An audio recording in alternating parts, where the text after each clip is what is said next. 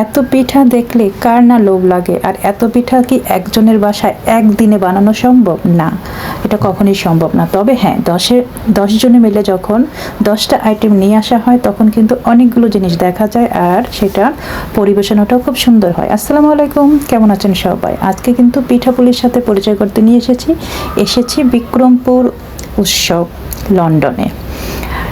যেহেতু লন্ডনে এখন সামার চলছে, তাই আমাদের অনুষ্ঠানগুলো জমা করে রেখে দিই আমরা, যে সামারেই সব অনুষ্ঠান করব।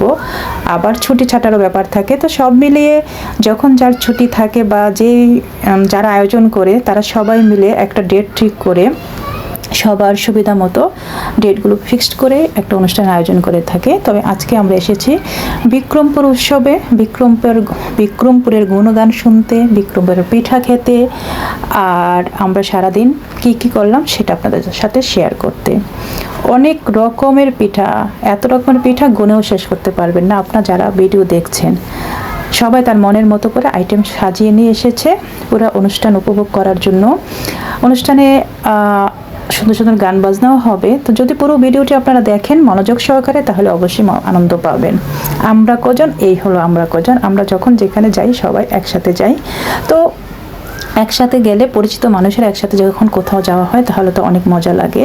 বিক্রমপুরবাসীকে ধন্যবাদ যে এত সুন্দর একটি আয়োজন করার জন্য, যে তাদের এই কষ্টের জন্যই তারা কষ্ট করে এত বড় একটা অনুষ্ঠান আয়োজন করেছে বলে আমরা গিয়েছি। আর অনুষ্ঠানটি অবশ্যই জাঁকজমকপূর্ণভাবে হয়েছিল, হলভর্তি মানুষ ছিল, জায়গা দেওয়া মানে সিট দেওয়ারও জায়গা পায়নি, অনেকে দাঁড়িয়ে দাঁড়িয়ে অনুষ্ঠান দেখেছে। যাই হোক, ছোট্ট করে আজকের অনুষ্ঠানটি শেয়ার করলাম। আমরা যেখানেই যাই না কেন চেষ্টা করি সব কিছু সুন্দরভাবে করার জন্য। প্রথমে অনুষ্ঠানটি জাতীয় সঙ্গীত দিয়ে শুরু করা হয়েছে।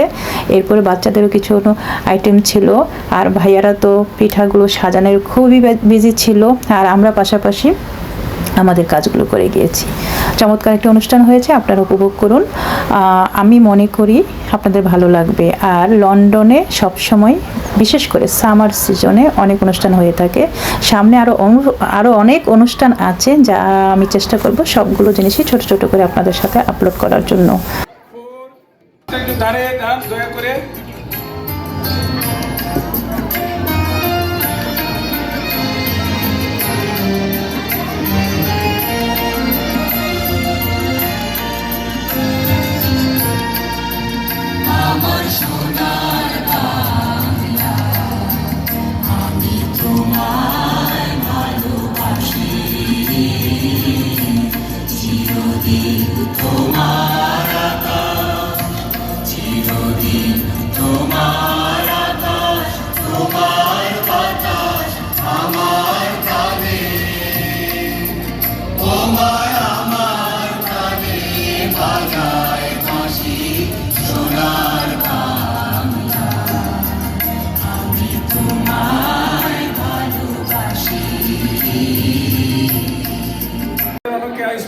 কোচি ভাই, ধন্যবাদ কোচি ভাই, আসেন প্লিজ।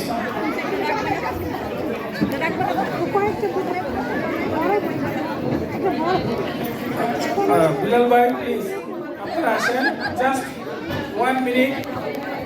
আপনাদেরকে ধন্যবাদ দেওয়ার জন্য পরে অনুরোধ করছি আসার জন্য। আপনাদের অশেষ ধন্যবাদ। আমাদের ক্যামেরা চলে আসছে, আমাদের টিভি ক্যামেরা চলে আসছে। অনুষ্ঠানটিতে বিভিন্ন বাড়ার কাউন্সিলররাও এসেছিল। তারা এসে আমাদের আয়োজন দেখে মুগ্ধ ছিল, তারা তাদের বক্তব্য দিয়েছেন। Fantastic spread in front of us here. Let me just make this point. We've got a lot going on in our part of London.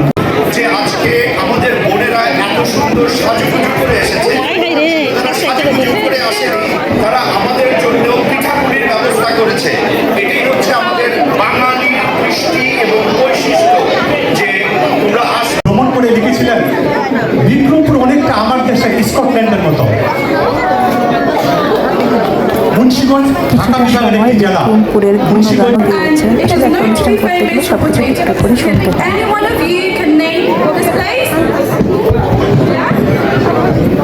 বাচ্চাদের জন্য চমৎকার আয়োজন, বাংলাদেশ সম্পর্কে বিভিন্ন কুইজ, সবাই যার যার সাধ্যমতো চেষ্টা করেছে উত্তর দেওয়ার জন্য, এবং তারপরে ফার্স্ট সেকেন্ড থার্ড প্রাইজও দেওয়া।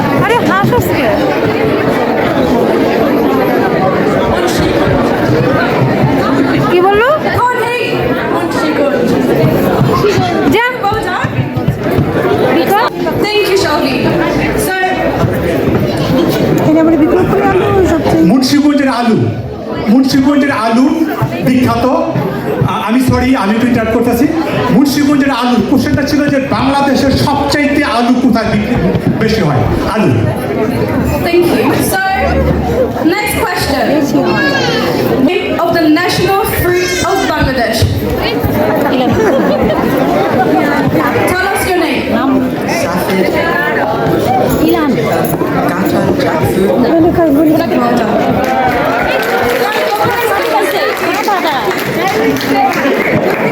What was your name? The color of the national flag of Bangladesh. Well, tell us your name. Yes. সে কেন এত Red and green. Yes, Ed. Round of applause, please. Thank you. The next question তারপর is. খাওয়া দাওয়া ইত্যাদি ইত্যাদি এবং সাংস্কৃতিক অনুষ্ঠানের মধ্য দিয়েই পুরো অনুষ্ঠানটি শেষ হয়েছে। আশা করি আপনাদের ভালো লেগেছে। ভালো লাগলে অবশ্যই ভিডিওটিকে লাইক শেয়ার কমেন্টস করে জানাবেন কেমন লাগলো। সবাই ভালো থাকেন, দেখা হবে নেক্সট ভিডিওতে। আসসালামু আলাইকুম।